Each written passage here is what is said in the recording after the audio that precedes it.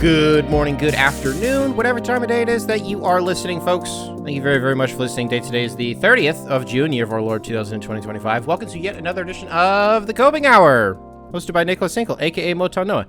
Got a nice little show for you guys today. Start off the show.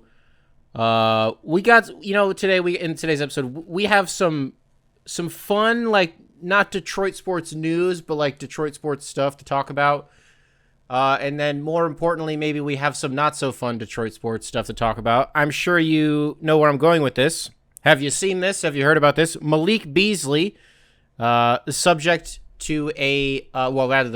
of a federal investigation for his alleged involvement in taking action on some prop bets.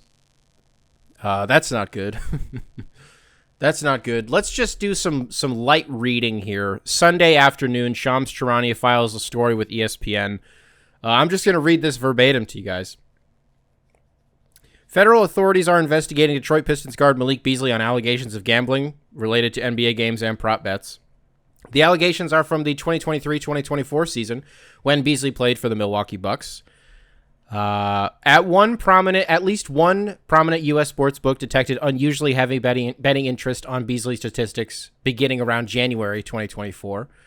A gambling industry source pointed to a game between the Bucks and the Portland Trail Blazers on January 31st, 2024. The odds on Beasley recording fewer than 2.5 rebounds moved significantly at sportsbooks before the game, shortening from around plus 120 to around 250.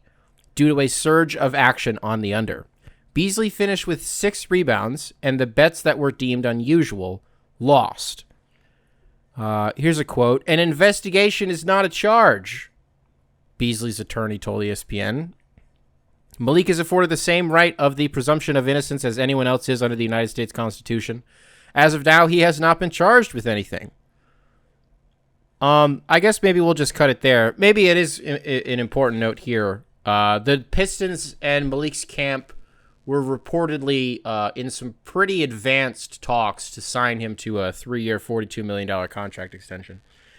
And boy, oh boy, this has certainly stirred up there's a lot of things, I guess, to kind of dig into here. First of all, pretty wild that we have another one of these situations where a guy was set to get paid the most that he has ever and probably will ever get paid in the NBA. And then like hours before free agency even kicks off, a story comes out and all of that is out the window. The other case here that I'm referencing is like the Miles Bridges thing. Was it 2-3 years ago? Was it longer ago than that? It couldn't have been. A couple of years ago. Again, hours before free agency, Miles Bridges is about to become like $100 million man in Charlotte, if not elsewhere. And then story drops that he may or may not, but probably did commit some domestic violence, put hands on a woman. The photos that eventually came out weren't great, but Miles Bridges cleared it up on Twitter, and he said that the photos were not as they seemed. It was just that she had bad mascara and bad lip filler, I believe. I believe is what he said. Bad lip filler. That's why her mouth looked the way that it did. Very, very funny. Now, it's not the same thing. Obviously, one of those things, domestic violence or like, I don't know, taking action on prop bets. One of those is certainly, quote unquote, worse than the other one. But the principle is definitely the same, that Malik Beasley was about to get capital P paid, and now we're not so sure. But okay, lots of stuff to dive into here. I have a lot of questions. So it's interesting. You hear this, that he's under this investigation. Your first thought has to be, especially if you're a Pistons fan, first thought has to be, oh, well, that explains why he sucked in the playoffs. That would explain why he did. So he was just hammering the under on Malik Beasley threes made in that Knicks series. Oh, okay. Well, if that's what it is, that makes sense. Because you make 316 threes in the regular season. You set the franchise record for most threes made in a single season. You finished second in the entire NBA in total made threes. If Anthony Edwards didn't cheat in the last game of the season, Malik Beasley would have led. It's just weird that he went into the playoffs and suddenly he just wasn't that great of a three-point shooter anymore. No, it had nothing to do with this season at all. Wait, so this was from a year and a half ago? Oh, okay, so that's interesting enough. But then the other part of it that is interesting is, let's read this again. there was a suspicious amount of action that was taken on the under at 2.5 rebounds in the game being talked about here, January 31st, between Portland and Milwaukee. Malik Beasley's over-under on rebounds was 2.5. The under got hammered, and Malik finished with 6 rebounds. So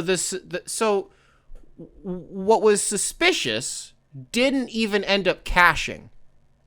Because really the only other touchstone that we have for something like this happening in the NBA would be Jontay Porter.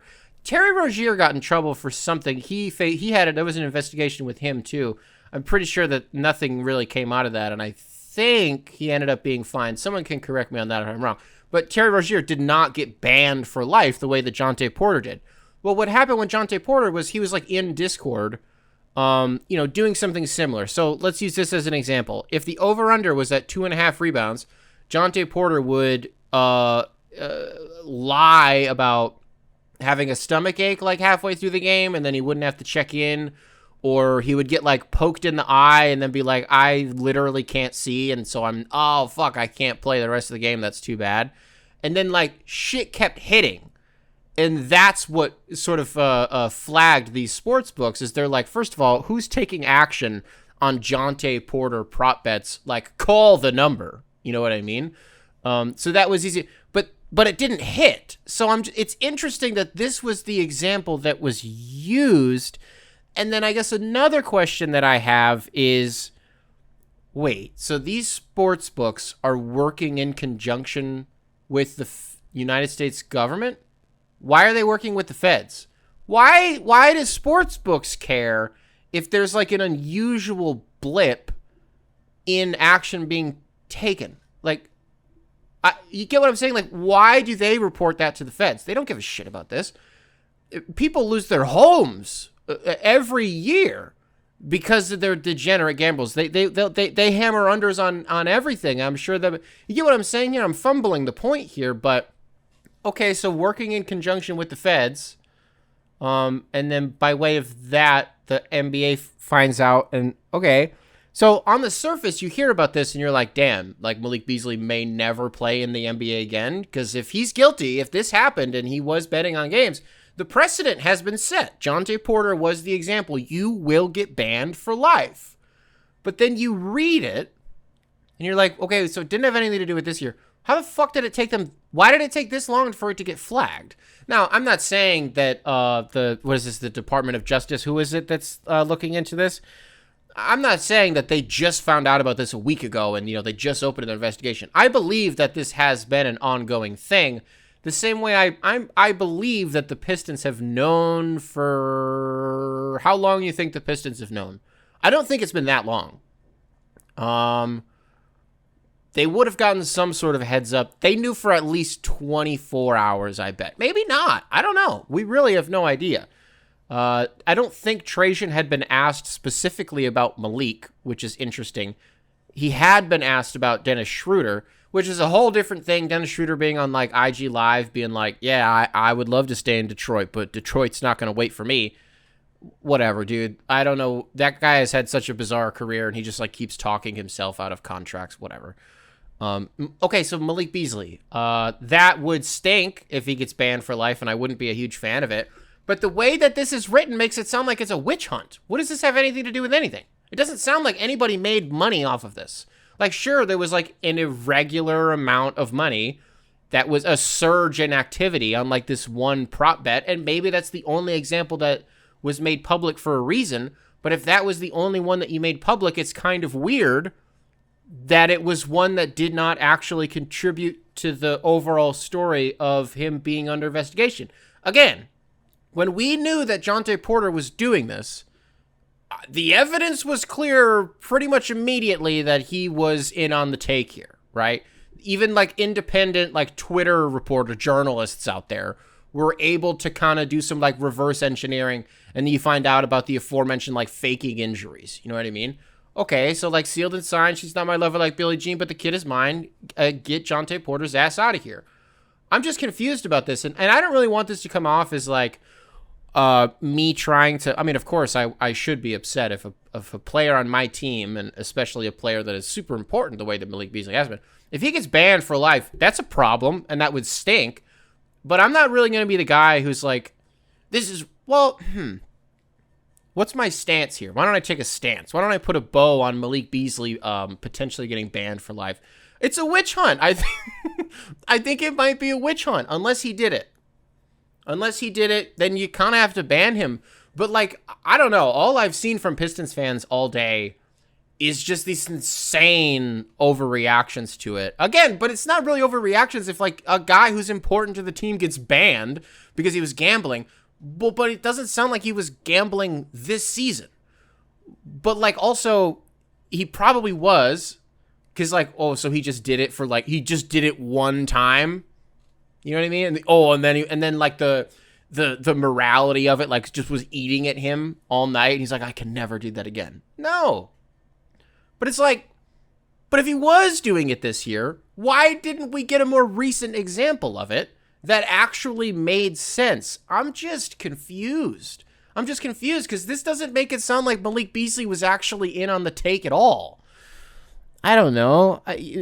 People are so up in arms about this, and I just can't help it. It's just funny to me. It's just really funny. I think that's all that it is. I think if Malik Beasley gets banned for life because he was gambling on games, yes, it impacts the team that I root for negatively. But it's too funny. I just don't, I don't think it's going to bother me that much. I just think it's kind of funny. And you want to talk about, did the Pistons know about this? Well, that Chaz Lanier pick is pretty interesting now. The Pistons had one pick in the second round. The entire draft, they had one pick at number 37. And they took Chaz Lanier, a guy who is one of the best shooters in the entire draft out of Tennessee. They got him. Suddenly, a position of need if you're the Pistons, if you're not going to have Schroeder, if you're not going to have Malik Beasley. There are some flutters out there that the Pistons are gauging the trade market for Simone Fontecchio. You're probably going to have to attach capital to him if you want to move him. There's just not a ton of value there right now. I don't think, at least. Maybe I'll end up being wrong about that. But it's like, you talk about what do the Pistons do now? Well, they made a pretty good pick, all things considered. And two things can be true. One, they picked Chaz Lanier because they liked Chaz Lanier. It made sense. Best player available. Trajan Langdon, before the draft, said, I'm looking at guards who can shoot, and I'm looking at guys who are really big. Well, the Pistons took a guy that can shoot. He also said the philosophy, BPA at 37, best player available. Yeah, so it's not like an ultra conspiracy. Oh, did they know about this? No, everything that Trajan said ahead of time lines up with what they actually did. You could make the argument that the reason that he set it up, that he teed it up that way, was because he knew something. But I don't know why I'm fixating so damn hard on this, because it literally doesn't matter. Like, I don't care. I guess I thought I would care more about this. I think it's just really funny to me. And then what's also interesting about it is, so if you broaden the scope of what the Pistons do next, it's not really just Chaz Lanier. First of all, now you are looking at Dennis Schroeder, and you're like, okay, maybe we do figure something out if we're not going to have Malik Beasley. Because while this investigation is ongoing, I mean, contracts, oh my God, Nick, just get it out. Contract talks with Malik Beasley have come to a screeching halt. You're not going to touch him. The other 29 teams in the NBA aren't going to touch him until we know the conclusion of this investigation, right? So you can't wait for him. You kind of just have to proceed with the rest of the offseason. So now, how does this change the way that you're approaching things? Like, I'm not going to say, oh my God, a Devin Booker trade is back on the table because Malik Beasley might be kicked out of the NBA. I could, if you wanted me to get from A to B on that, I could, but it would be disingenuous, and I don't think it's true yet. I think we're seeing some reports that, free agency opens Monday afternoon, 6 Eastern time. A lot of stuff going out there today about Nickeil Alexander-Walker and Detroit's interest in him. And I don't know, Duncan Robinson, he had a player option, I believe, that he declined. Or was it Miami that declined a team option? I think it was a player option. Whatever it was, option got declined. Duncan Robinson going into unrestricted free agency, in all likelihood, probably going to stay with Miami. But I don't know. I don't know. What about Karis LeVert? More fun to watch him play for a different team than I imagine it would be for him to play on a team that I root for. Luke Kennard. Do you want to bring Luke Kennard back? I mean, that would be like literally the best thing that's ever happened to me in my entire life if he came back to Detroit. I don't know. Really throws a wrench in the spokes on what we thought we knew about this offseason even 12 hours ago. You know, everything that we've talked about in the last like week and a half maybe as it pertains to the Pistons offseason, specifically like post-Halliburton injury, everything we've said about what the Pistons are going to do this summer. Man, things just keep changing. This league, as they say, right? So I think I covered all the bases there. Malik Beasley, potential criminal, but not in a way that I think is consequential or matters. It's really just in a way that is funny to me. And if he did get banned, I don't know why I don't care. I don't know why I don't care. He's a good player. We need him. But I don't know. So I guess really it's I can hold a mirror up to myself and say, what do you care about more? Guys playing for your basketball team who are good, or a juicy, gossipy story that you can just sink your teeth into and spend, 15, 20 minutes talking about it. I think it's the latter. Because I don't know. Whatever, however this shakes out, let's say Malik Beasley comes back to Detroit. Dog, he's not going to hit 300 threes again. Like, it's almost impossible for him to live up to, and I would have said this, even before the story came out. It's going to be impossible for him to replicate exactly what he did last year. So, I think narratively it is funnier if he has the best season he's ever had, right? And you can do the whole, can't have shit in Detroit. Yeah, that is true. That part of it is true. And then, this is how it ends for him. It's just funny to me. I don't know. Maybe we should be blaming the Bucks, honestly. Maybe it would be, and I think this is the take, is I think we should look at Giannis Antetokounmpo. We should look at Thanasis, because he was on the roster last year when Malik Beasley was there. Who's the bad influence? Who is it? Was it Chris Middleton? Was that why they traded him? Oh, okay. That's why they brought Kuzma in the building. Because they're like, we just need better locker room guys. I don't like disparaging Chris Middleton's name like this. It's not funny. And it's not true. I think it's Giannis. I think this was Giannis's fault. So, okay. I'm piecing this one together. It's like in the NFL, compensatory picks. Well, if Giannis Antetokounmpo is the explicit reason that Malik Beasley got kicked out of the league because he forced Malik Beasley to take prop bets that didn't even cash, by the way, that literally didn't cash. This surge of activity, however many people took action on the over-under, I'm punting on the Giannis joke. You know what I was going to say. They have to give Giannis to Detroit. Aha, joke's over. Ha, ha, ha.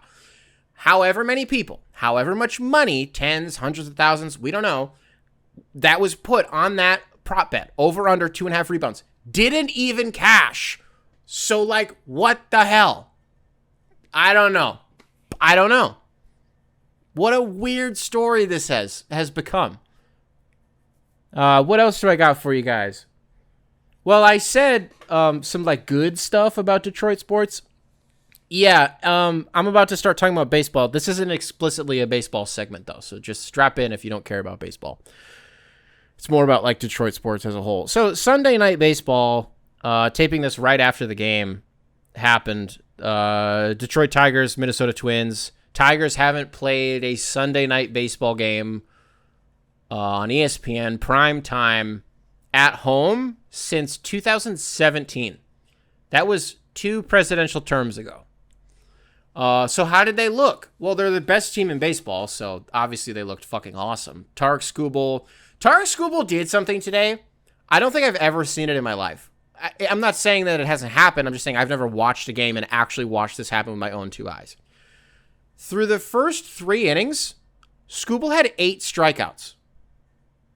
You know how many batters, for you non-baseball heads, you face in 3 innings? 9.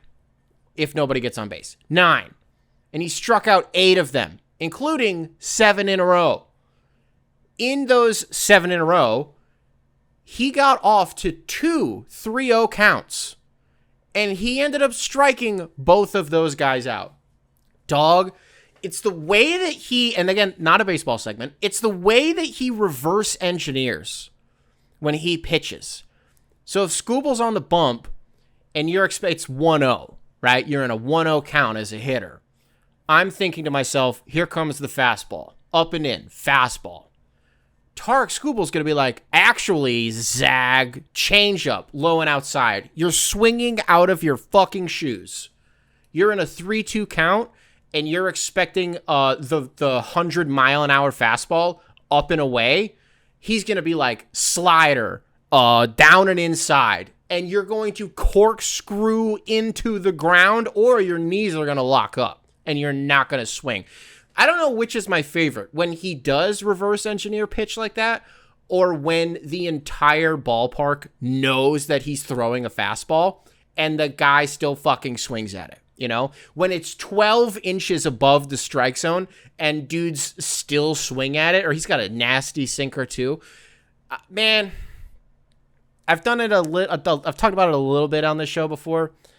Verlander is the gold standard for pitchers in my lifetime. If not in Major League Baseball, then at least for the Detroit Tigers specifically. The golden years of Tigers baseball in my lifetime. Verlander, Scherzer, Anibal Sanchez, Doug Fister, Rick Porcello. That's nasty. That is nasty freak shit. But I'm telling you, when I watch Tarik Skubal pitch, it's like a drop everything and just lock in, because he throws gas, man. He's walked, like, coming into this game, 13 batters this year? Huh? It's July. He's walked 13 batters. Oh. Okay. Not a baseball segment, by the way. They're the best team in baseball. I cannot believe, and Tarik Skubal single-handedly has become the reason that I'm just obsessed with the team again. And everybody's amazing. I mean, we talk about it being almost July. Riley Green's hitting damn 300. Javi Baez batting in the 9-hole is like, he's great this year. Gleyber Torres, All-Star. Dingler, I voted for him to get in the All-Star game. That's not going to happen. Doug, like, Javi Baez might get into the All-Star game as a center fielder. What the hell? Javi Baez, All-Star, center fielder. What? That's insane. This is not a baseball segment, so I don't want to keep doing the baseball thing. Where I'm going with all of this in the non-baseball segment is watching Skubal pitch. I'm just thinking to myself, I think this is the best player in Detroit sports right now. He is. You win the Triple Crown last year. You win the Cy Young. There's just no way he doesn't win the Cy Young again this year. There's no way he doesn't do it. I don't know where he's at in the Triple Crown. I don't know. Surely he's up and he's got to be in the race, but I honestly have no idea. So I don't know if you did like a Mount Rushmore Detroit sports guys right now. This is kind of where I was going with the whole thing. That's the mental exercise I was doing, is if you have to pick one player from the 4 major sports in Detroit, what does the Mount Rushmore look like right now? Skubal is number 1. That's not how Mount Rushmore works, but he would be like the George Washington. You know what I mean? After that, Cade, Dylan Larkin, and then it's so hard with the Lions.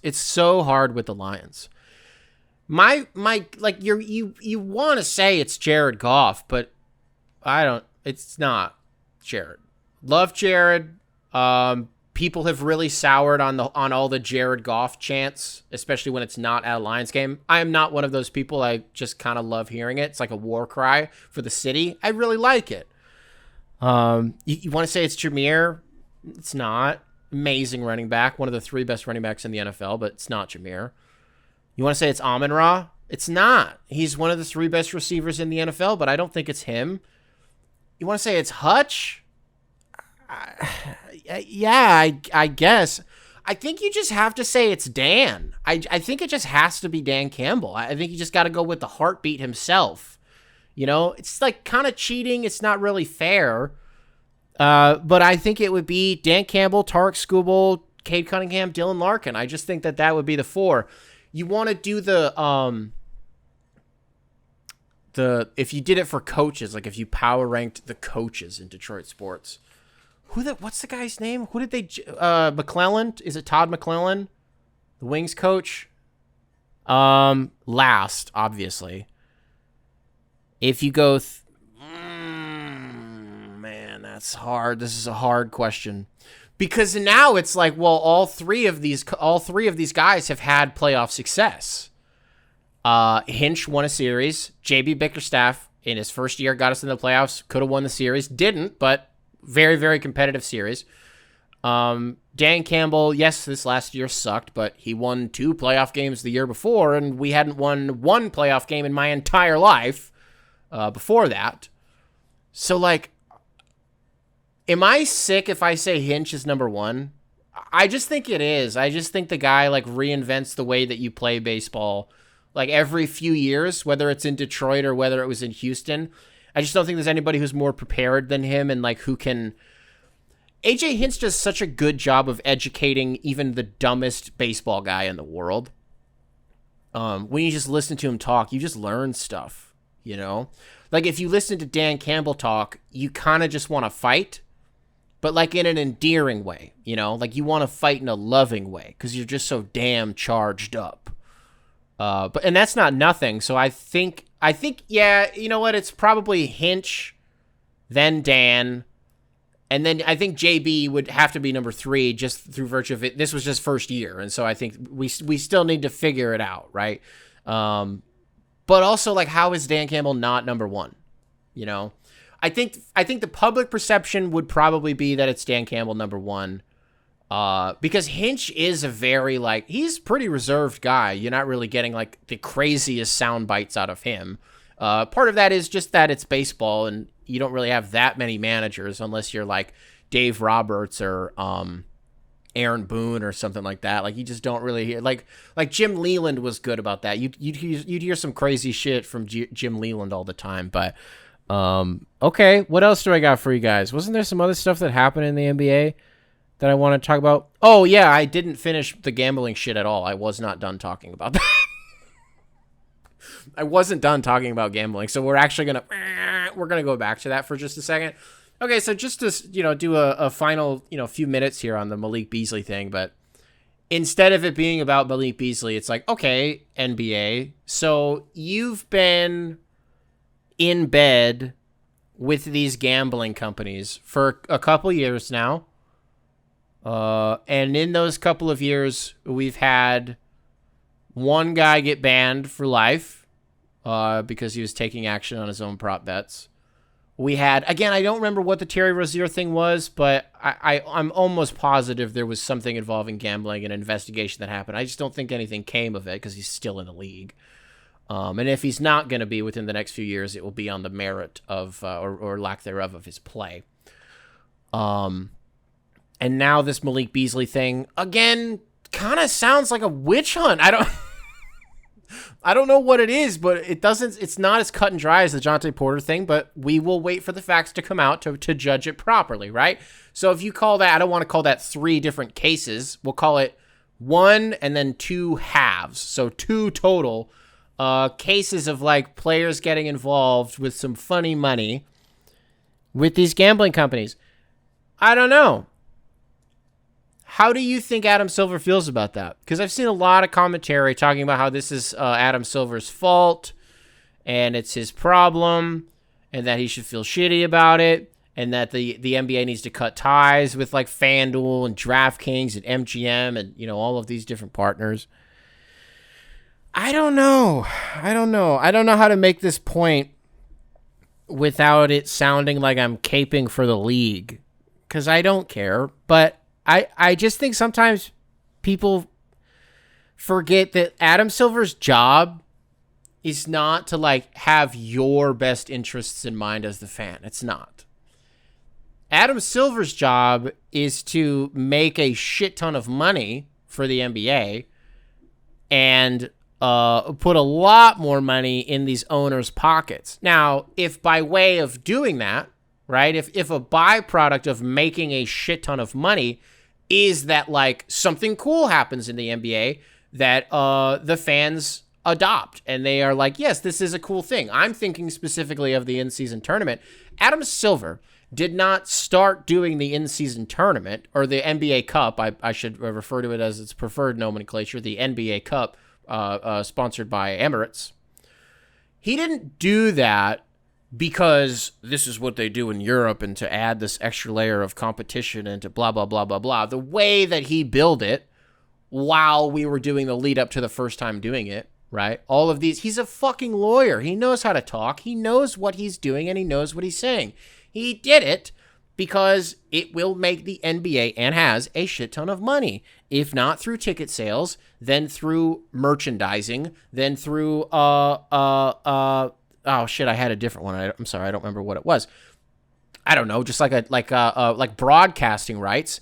And if it's not that, then it's like, dude, if we can create a new spectacle in the middle of the NBA regular season that we need a new shiny sponsor for, that's where Emirates comes in, right? And they get it. They get a massive check.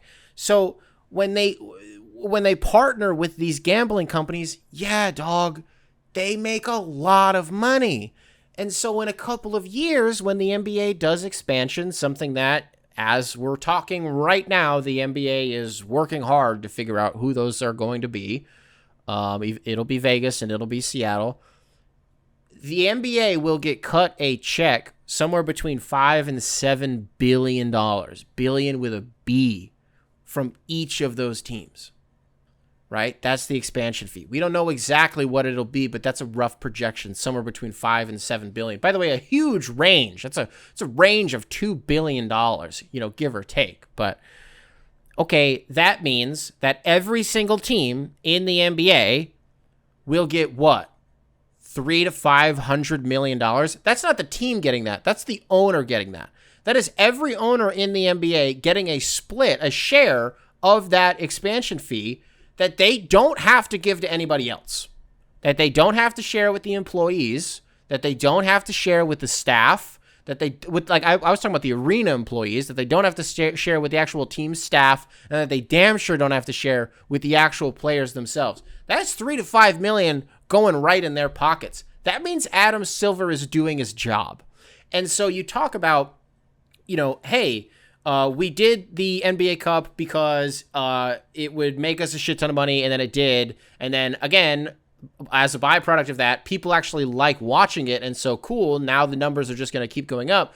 Well, there's also the dark side of that, which is, yes, we make a lot of money from these gambling partners, but our players kind of can't stop betting on the games themselves, and so we don't really know what to do about that. And whoopsie-daisies. Whoops. I just don't really blame, I don't know. Would David Stern have done this? I believe that people, yes, you know what? I'm not going to say, yes. Yeah, I think David Stern would have done this.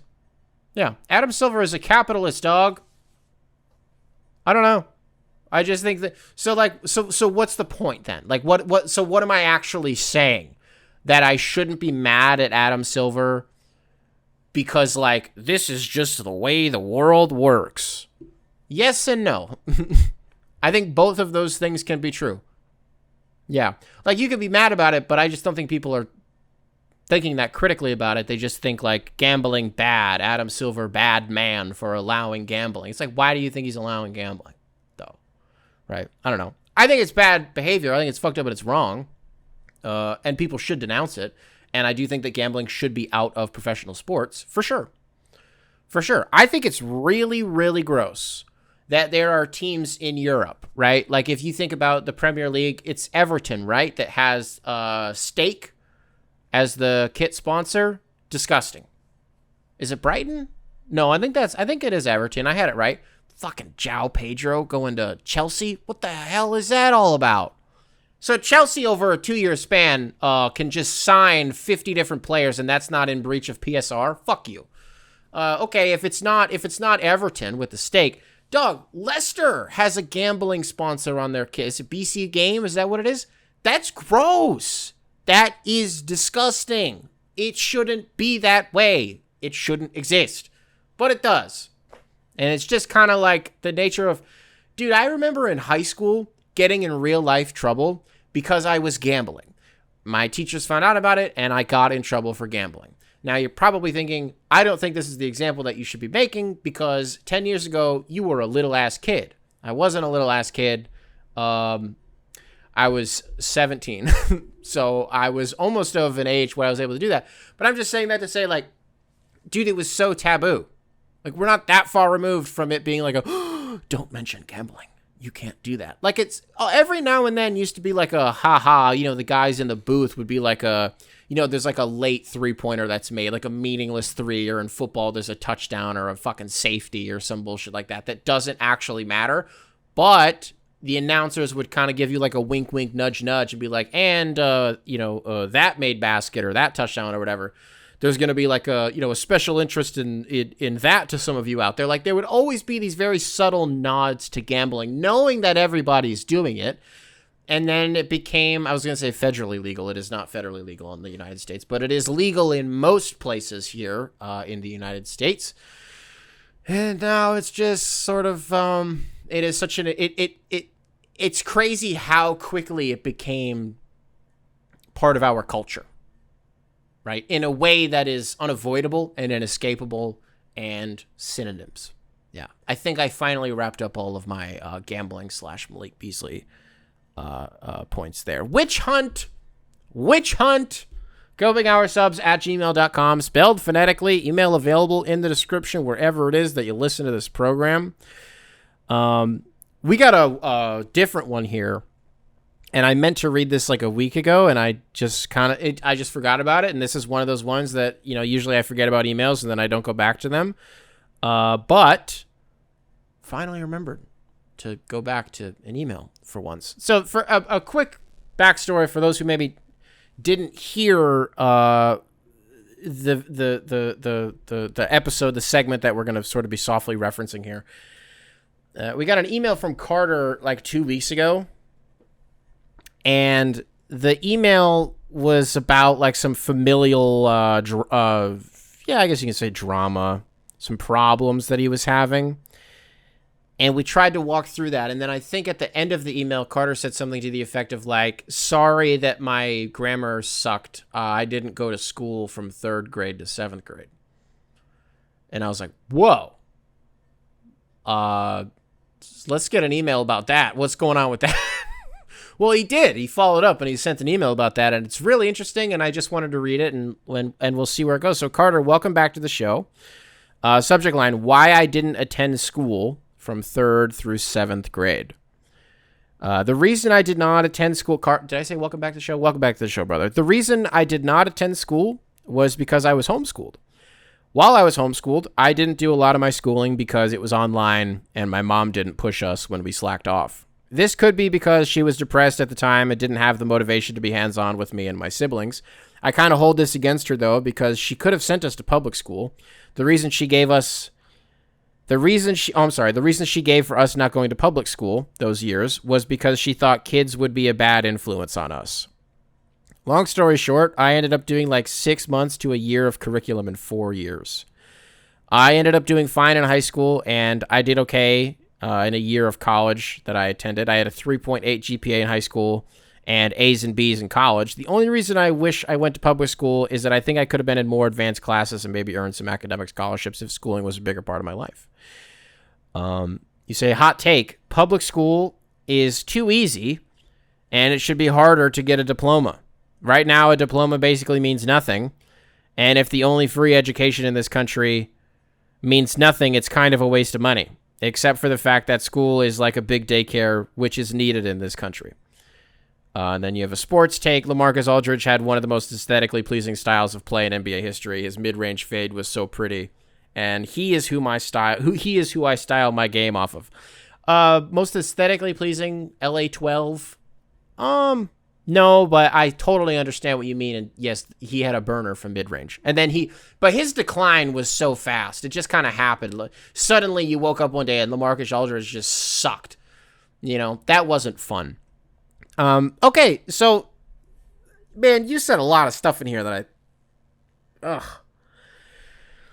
brother, do I relate to it. What's funny is I did attend public school, and I didn't do my work at all. For real, I may have talked about this before. I've talked ad nauseum in the past about me dropping out of high school. I never got a diploma. I never went back and got my GED. Never pursued an education beyond that. I after 11th grade, I was like, I'm not doing this anymore. And I never went back to school. And I never got educated beyond that. But it's not really even like I did anything in 11th grade. If it wasn't for George Bush, I would still be in 7th grade right now, today. Because George Bush passed No Child Left Behind, and so kids just like couldn't get held back. From 7th grade to 11th grade, I didn't pass a single grade. Once. Like, nothing. And I kept getting so confused how I just like kept going to the next grade. Because I'm like, dog, I had like all Fs. Except for like history classes, I would get As. And then English classes, I was good too. But everything else, I just wouldn't do my work, right? Because I was miserable. I was dealing with a bunch of shit, and I didn't really have I don't want to say I didn't have a support system, but like, I don't know. I don't really think that anybody in my life was equipped to deal with the issues that I was having, and I was a very nonverbal person, and I wasn't exactly going to communicate what my issues were because I didn't even know how to identify what my issues were. I just knew that being at school made me feel a certain way, and I was not able to do my work. So from 7th grade to 11th grade, I did nothing. Eventually, 9th grade, again, nothing. Didn't pass anything. I was miserable the entire time. Had to go to summer school. Now, this was the year that Yeezus came out. So this was a very, very big summer. I remember listening to Yeezus in summer school the day that it came out. I never did any of my work in summer school. And so the problem with that is then you have to go once the school season actually starts again, you have to go to what was called credit recovery, where you're just like doing all of the shit you were supposed to do in summer school, but you're doing it after school. So I would go to school from like 7:30 to like 2:15, whatever it was. And then from 2:30 to 4:30, I was in credit recovery. So I was at school for like, what's the math on that? 9-10 hours a day. And guess who didn't do anything when he was in credit recovery? This guy. I would listen to Yeezus. I didn't do anything.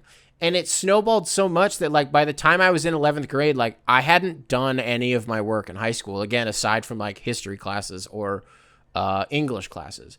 And I always look back on that. So I'm only, rambling like this just to say I very much empathize with what you're saying about like, man, I kind of wish I was pushed a little bit more, because I always think about that, like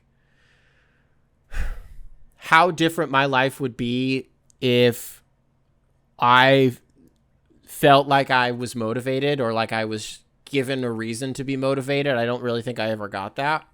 I don't really feel like I was ever pushed to figure out what I actually liked for myself, because everything I did as a kid, I did because it was what my brother did.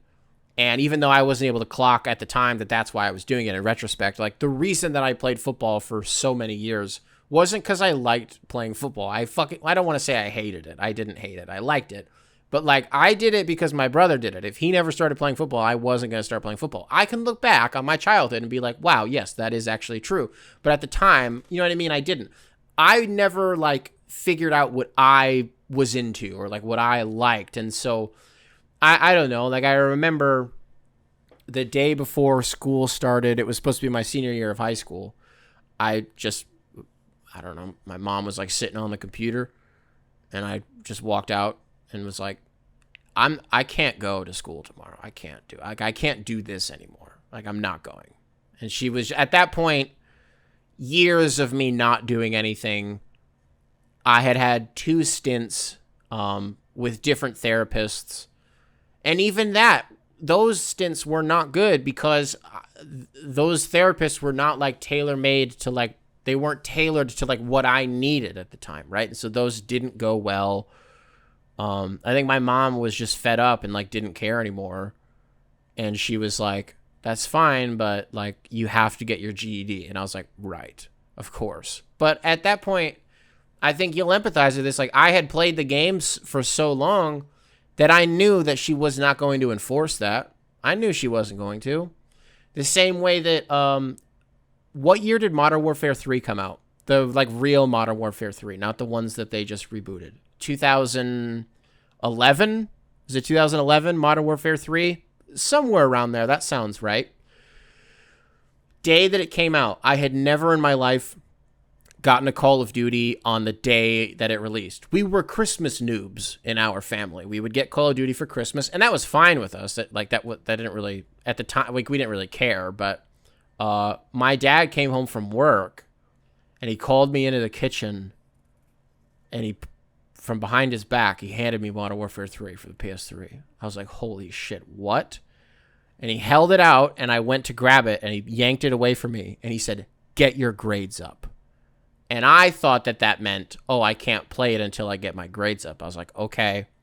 And so my brother started playing Modern Warfare 3, and then after an hour, he turned it off, but my dad was, like, taking a nap, or, like, he went to do something else. So, like, I just started playing it. Only took me an hour to be like, well, okay, but I'm still going to fucking play it. Because, again, I had played the game. I knew that the shit wasn't going to be enforced. And so, like, you spend however long just, like, getting away with stuff. And even at the time, I wasn't viewing it as, like, getting away with stuff. I just viewed it as, like, oh, I don't have to do shit. Like, that's cool. Guess who never got their grades up? Me. Guess who, like, I don't want to say, like, kept getting cool shit. I don't know. My parents did a very good job getting us cool shit when we were kids. So that's not what this is about. But I'm just saying, me being a bad kid, a quote-unquote bad kid, I never got in trouble. I just didn't do anything. Like, literally, right. I guess that is kind of what it is. Like, I didn't get in trouble because I didn't do anything.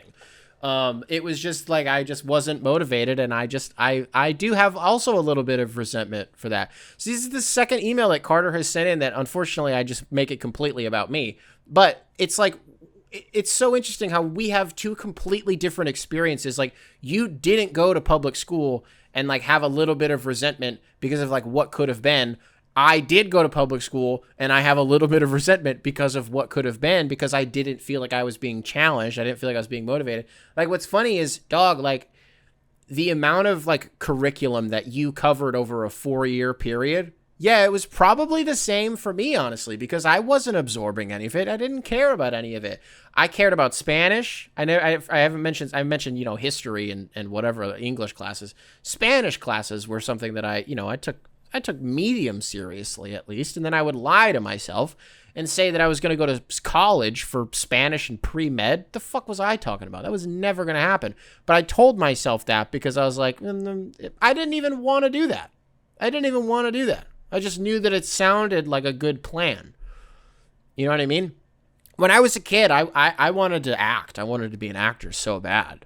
Because there was, like, I don't know, looking back on it, even knowing what I know about myself now and what I do even to this day, every single day, I'm really good at, like, observing behavior and, like, you know, whether it's, like, mannerism, like physical mannerisms or speech patterns or something like that, and mimicking the things that are, like, my favorite things that I pick out from, like, individual people, right? So much so that I'm essentially just like a melting pot of other people. I've never figured out what I actually like for myself or anything like that. It's always just like, oh, I like that for this person, so now I'm going to adopt that, and now I want that to be my thing too. Does that make sense?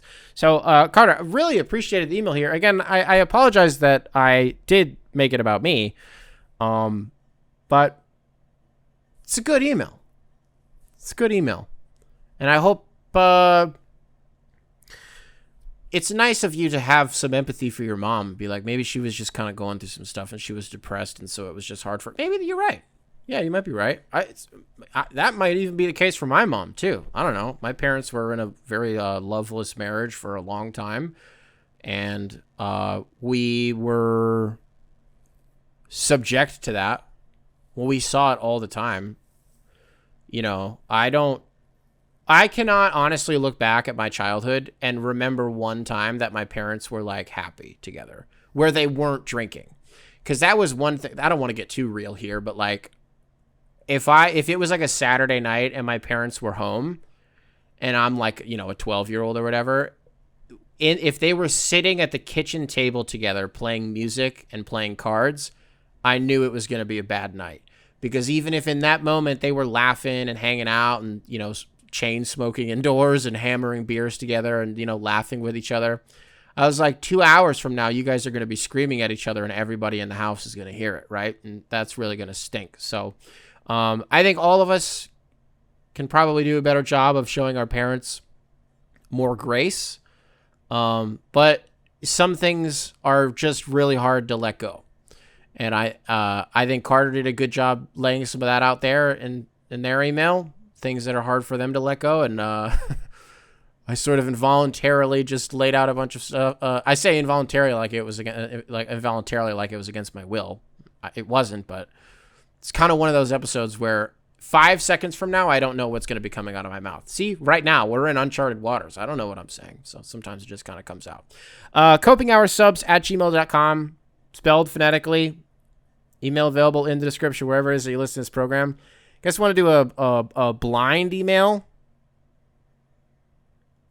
from Josh. This is coming in real time, so I don't know what this is. Josh, welcome to the show. Subject line, guys still kicking. Howdy, Nick. Long time, first time after seeing Jabari Smith get his contract extension. I ended up going down a rabbit hole of last year's NBA rosters. Realized I'd become pretty unfamiliar with guys drafted after like 2021 and wanted to see who I'd recognize. While I was looking, I thought it was crazy how many guys are still out there hooping. Taj Gibson, Garrett Temple, Tristan Thompson, Eric Gordon, Kevin Love, just to name a few. Good for them for somehow still kicking around. Just thought that was interesting. I mean, yeah, it's funny. Pretty much all of the guys that you named like aren't really hooping though. Like they're rostered. Taj Gibson, yeah, I mean what was this year 17 for him? There's no way he played more than like 20 minutes the entire season. But he is on a roster, so I'll give you that. Garrett Temple, I didn't know he was still in the NBA. I'll give you that one. I didn't know he was still in the league. Good for him. Tristan Thompson, big time suspended, right? Is that suspension over? Did we cover enough games? Wasn't he taking like PEDs or something? Was it one of those cases where it was like he was just taking like normal painkillers like ibuprofen or something like that, or fucking Advil, and the NBA was like, he's on drugs? And you're like, Tristan Thompson hasn't recorded a rebound in 2 years. Who gives a shit if he's taking PEDs? So like not really hooping, but like, yeah, again, on a roster. Eric Gordon, gun to my head, don't know where he is. But I believe that he's in the league. I believe that. Kevin Love, I think, is the example here of like kind of the only example of a guy who like still plays. And like, I don't know, bothers me that he's gonna do the Miami thing again just to hate on Miami. I don't know. That's all I got for this email, Josh. I blindly read it. Yeah, you're right. Why don't I give you one more guy who it's like, wow, that guy's still in the league. It's too bad that Boban's out of the league. I don't remember where he spent this last year playing. I think it was in was he playing in China? I don't remember. I might be thinking of, you guys see, I was going to say DeMarcus Cousins would be another one. Did you guys see that video of him? Was it in like a Puerto Rican league? I don't remember where it was, but him just going berserk in the tunnel. That's a guy, I don't care how old he is. I would never mess with that guy. He's always got some juice. That is like remember the mean tweets segment that Jimmy Kimmel used to always do, where you just get famous people to read mean tweets about themselves? Well, the NBA edition ones were always really funny. The funniest one, I think, out of all of them, from all the NBA edition ones, was DeMarcus Cousins reading a tweet about himself that said, DeMarcus Cousins is an emotional lesbian. Yeah. Yeah, it just works. It's just something about it. It's like two corner pieces of a puzzle going together, which would not be a good way to make a puzzle, as if two corner pieces are touching, but it just kind of makes sense. Things that sparkle emoji make sense. Sparkle emoji. You know what I mean? Get what I'm talking about? Let's do it. Let's do a different one. There's two reasons why I wanted to read this one. This one comes into us from Garrett. Garrett, welcome to the show. Subject line, NIL mega donor. When NIL was first announced, a conversation my friend group had was, who do you think will be the first team to just have one billionaire shell out enough money to buy a super team? Who do you think that would be? Immediately, the answer was Oregon, so it's cool to see that happened.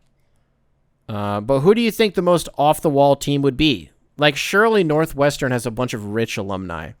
What if one billionaire just decided, you know what? I want Rutgers to win the Big Ten and pays a shit ton to bring a team to a historically bad football program? Or what if Yale gets pissed that Alabama is closing in on their national title record? What would be the funniest team for this to happen to? / who is the funniest person to fund this?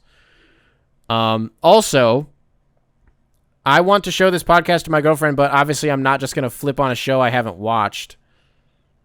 I got to vet that shit first so I don't lose her in the first 10 minutes. Think you would ever do a quote-unquote for the girlfriends episode in the off-season to give all of us a good shallow side of Coping Hour podcast pool to wade into for first-time viewers? Love the show. Thank you very much. And then sent in a picture. Great beard. Very cute couple. Very, very beautiful couple. The last part you said there, would I ever do like a For the Girlfriends episode? Insane that you asked me this today, because it was literally last night, Saturday night, I was laying in bed and I was like, what if I do once a year, I do a Maddie episode? So, like, I don't know, we're probably approaching a year since the last one that we did. And I was like, what if that's like in my head, I was like, that's like the For the Girls episode. So it's very funny that the timing of this is insane. You're kind of just in my head. But also, I don't know, we do like For the Girls segments sometimes. I believe the last one we did, I think it started with Sex in the City. And that, which, by the way, Charlotte is at the top of my power rankings at this point. Halfway through season 6, so almost done with the original show. And then we're gonna do the movies, and just like that. But anyways, love Charlotte. But the problem with that segment was that it ended up devolving into like an anti-ICE / pro-immigration segment. It got weird.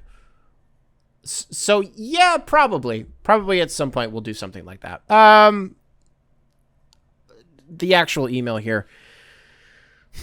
I think you hit the nail on the head with Northwestern. That is, I think, sort of would be. It's like the Ivy League school of the Midwest. That's where all the doctors go. It's where all the smartest doctors and like lawyers and shit. Is that good law school, Northwestern? I just sort of imagine it's like a catch-all thing. I know it's a very good medical school. Very good pick, Northwestern. This is one of those areas. I have the smallest inside track on Michigan State donors. I got a real nice connect on this whole thing. My father-in-law.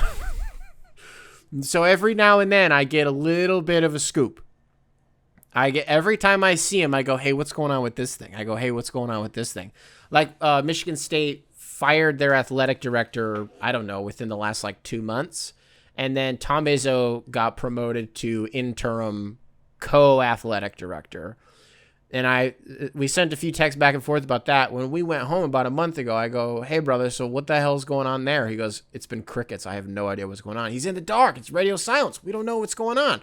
But in the past, there have been things that that he's told me, like, I don't know. For example, there was some rumblings after the Mel Tucker saga and before Jonathan Smith got brought in to coach the football team. The Urban Meyer rumors were not bullshit. They were real. That was a real thing that happened. I know for a fact that emails were being frantically thrown around from like between the athletic department, not the athletic department. That doesn't make any sense. No, those words make sense in conjunction. Conjunction, junction. What's your function? Splitting up words and making them phrases. Little Schoolhouse Rock on your head. I also know the money that they were going to throw at that guy was bizarre. It was bizarre. He was in East Lansing doing interviews. It was going to happen. Urban Meyer was going to come to East Lansing. I know for a fact. I was privy to those conversations. I know that it was going to happen, right? You talk about who's the funniest guy that could take over and just be like, $1 billion. $1 billion. I want to win a national championship. Matt Ishbia. It's Matt Ishbia. That's already a guy who gives a shit ton of money to the university. He has his own box at Spartan Stadium. he and Dan Gilbert, I believe, give a lot of money to the university. It would be especially funny for a guy like Matt Ishbia, considering the most recent intel on him is that he's broke, and that that Phoenix actually doesn't have that much money. I don't know. I mean, at the end of the day, I would imagine 90% of his net worth is probably liquid anyways, and so I don't know. Would Matt Ishbia have a problem unliquefying his assets? I don't know, but the hashtag streets are saying that he's broke as fuck, which is so funny. Which also sucks because the Michigan State heads out there, like the real, like the donors, they all love Ishbia. They all say really, really nice things about him. Everybody has great conversations with him when they go to these like donor dinners and, meetups and whatever the hell. I guess Ishbia is a great guy, but I'm just like, but he's a horrible owner, and I don't know. I think it would just have to be Ishbia. I just think it would. But also, you're just never gonna see the thing that you're talking about here, like somebody just going all in. I don't think it's gonna happen because I think it already would have. But also at the same time, as this Wild West era of NIL, I think starts to come to a close. You would imagine by the end of the decade, the genie will be halfway back in the bottle. I think the genie will still be out of the bottle, but the genie will be more regulated. Does that make sense? I think we may see one guy in like Texas, like an oil baron, Texas A&M graduate or something, just go fucking crazy. Do something sick and nasty. It sets such a dangerous precedent. It's such a dangerous precedent because you can do it, but you just have to like professionalize the sport, and the players have to be allowed to unionize, right? Which I'm pretty sure that infrastructure already exists. It would just be a matter of like, I don't know, technicalities or whatever the hell. But we just can't at that point continue to treat these kids like they're collegiate athletes doing this for they're not and they're already not. It's just, it doesn't have that label yet. Right? Like we're still acting and operating as if these are college athletes who are, pursuing an education and blah, blah, blah. And most of them are, right? When you think about NIL, your brain goes to like the Arch Mannings of the world or like the Cooper Flags of the world, where it's like the absolute 0.1% of college athletes. Most of these kids in America are actually getting a real education. But as it pertains to college football and college basketball, this is semi-professional sports at this point. And they were already farm teams to some extent, but like not really farm teams isn't really the way to phrase it, but I don't know. I don't know if you'll ever see a guy just like, because you said it happened with Oregon. I tried Googling that. I couldn't find what you were talking about. I must have missed that. Did Phil Knight just drop like a $500 million on Oregon? Also, that's fine with me. If it happens to, well, I guess they're in the Big Ten, so I shouldn't be fine with it. But I don't know.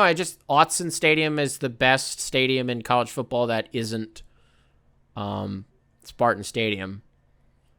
One of you fuckers out there sent in another email. You sent in another email. I kind of want to find it really quick. Sent in another. There's no way I'm going to be able to find it. Oh, it's really too bad. One of you once again brought up the whole Bo Nix thing. If Oregon played Washington one more, blah blah blah blah blah blah blah blah blah. If Bo Nix got one more shot at Washington and it was at home, one more? I fucking brought it up again. Now, you did say I might be right about it, but you did still bring it up, and I thought we agreed we're not bringing that up anymore because I'm just going to get riled up every single time. Bo Nix would have beat Michael Penix if they played one more time at Autzen Stadium. Michael Penix just had the benefit of playing in Seattle and then playing in Vegas on a fake field in a fake game. Bo Nix was supposed to win a fake game. The last ever Pac-12 championship game was a fake game. Sorry, Bo Nix was busy thinking about how much money he was going to make in the NFL. Michael Penix was like, I hope I get to back up Kirk Cousins one day. And then he got to do it. And then, yes, 3/4 of the way through the season, Kirk Cousins was so bad that he got benched. And then Michael Penix was the quarterback. And I would imagine going into this next season, that will still be the plan. But Bo Nix was amazing last year. And who's laughing now? I am. Because, I don't know, whatever. I'm not going anywhere with this. Alrighty, folks. What else do I got for you guys? Spotify. I got a real question. I want everybody to participate in this. This is, I think in the timestamps, I may say Spotify question. This is for everybody, okay? Because I had a realization the other day. I thought about something from my childhood that I repressed and I buried deep down. Not because it was like traumatic, but because it was embarrassing. I want to ask a question about like, why don't I just say the thing first? So what I remembered about from when I was a kid was like probably the worst thing I would ever do, like the worst habit I ever had, like psychopath, disgusting, reprehensible behavior that if my kid ever did this, I would never put hands on my child, but it would be the closest I ever get because it's fucked up. When I was a kid, I just like needed to touch things. Like it was like physical touch and like smell were like I was very sensitive to those two things, right? And so when I was a kid, if I would eat something, I would with my hands, like if I was eating chicken nuggets or like McDonald's fries or something, for the next hour, I would just like smell my hands because I don't know. I just had to do it, right? And just like touching things, it was very, very, I just had to do it as a kid.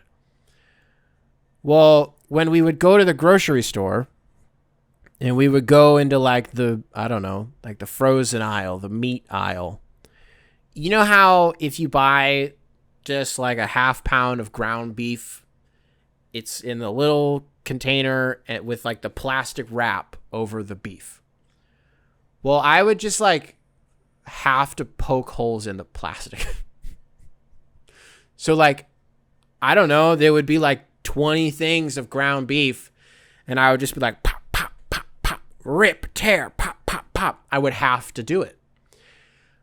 I don't know how. I cannot believe how sinister that behavior is. How fucked up that behavior is. That's insane. If I saw a kid doing that, oh my God, I'm making a scene. That is horrible. For an unknowable amount of reasons, that's not cool at all. But as a kid, I just like was like, whatever, I have to do it.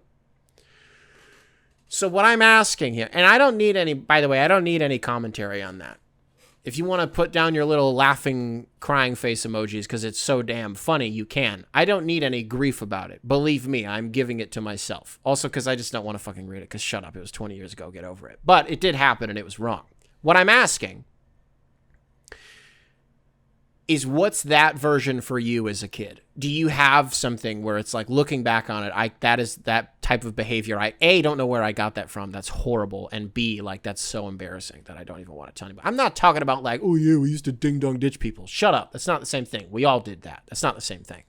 Something adjacent to what I said. And there it is. That is the only way you're allowed to say anything to me about my thing is if you also include something yourself. That seems fair. Yeah, that seems fair. And then, you know what? And then in the next episode, if we get enough good ones, we'll just like read them. I'll do a segment. I'll spend a couple minutes reading the fucked up things that you guys did as kids. I will probably grill you guys for it, depending on how bad it is. So make sure if it's that bad, and you know you might get flamed, you can get your lick back before it actually happens. That's why I'm saying you can say something. I'm over explaining this. You understand what I'm saying. You understand what I am asking. Folks, a little bit shorter of an episode today. I apologize. It's almost like 10:30. Yeah, it's 10:32 at night, and I need to be awake at very early in the morning. So we're gonna wrap this one up today. Spotify, I love you guys. Apple Podcast. What's up? What's up? If you're watching this on YouTube, be sure to leave a like, subscribe, nice little comment for the algorithm. Make sure to keep primary control in check. And I will catch you guys in the next one.